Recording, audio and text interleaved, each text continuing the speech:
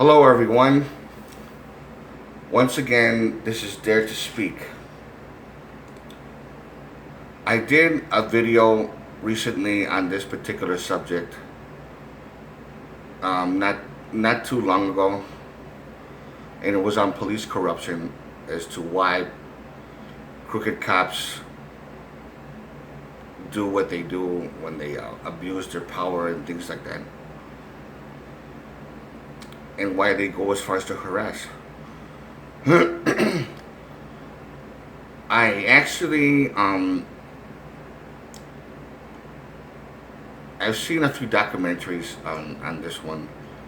One documentary from A&E. It was I forgot the name of the title of the documentary, but it had to do with the corruption. Of course, I'm not going to mention the where exactly the city is or whatever, but the documentary was on that, and then it was something that I kind of knew, but there was a few things that I didn't know. For some years now, there was two police officers that I spoke to. One I knew from high school. He was he's a pretty cool guy. I saw him coming out of a local Walmart, and I spoke to him. You know, one of those, hey, how's it going, man, and this and that. I haven't seen him in years, and then he told me he was a cop for a couple of years, and then we talked about not exactly police corruption, but something kind of pertaining to it, and something else that I mentioned to him. And there was another police officer that I knew, which was a female, and I knew her for about maybe a good 8 years or something like that. And she got more into it. She was one of those. She was Hispanic, just like my other friend, Hispanic. We were at some office or somewhere. I forgot, but she was dispatched there or whatever. Some incident happened. I'm not gonna get into it. And then after a while, when she was there with me and a couple of my relatives, she kind of like very, discreetly, like kind of whispered to us, talked about it, about the police corruption that's been going on in the precinct that she was in. And she said that the corruption is, from what she said, there's been a lot of pressure put on police officers for quotas. They have to meet a certain amount of quota. They have to meet a certain level of quotas or whatever, and that's like some like either points or whatever it is, in order for police officers to get more pay or to get promoted or something like that. I don't know exactly how much that works, other than what she told me. But she said that they had to meet a certain amount. They have to make a certain amount of arrests. There's like a big demand. There hasn't been enough arrests, and she thought it was kind of stupid at first, because at the area where she usually does her patrolling in her squad car, and of course she talks about certain partners that she doesn't like to work with. They're assholes and things like that. She said that, why do we need to make this much arrests if things are pretty much a little bit peaceful? There hasn't been any serious crimes as of late. Lately, there hasn't been any need for any serious arrests. And they says, okay, well, we have pressure from so and so. Not if you don't make more arrests, it's gonna affect your pay. It's gonna affect or some other stuff they were saying, and and then they got everyone all under pressure. So they try to look for any little thing to arrest somebody, to make an arrest, and to keep doing more and more and more.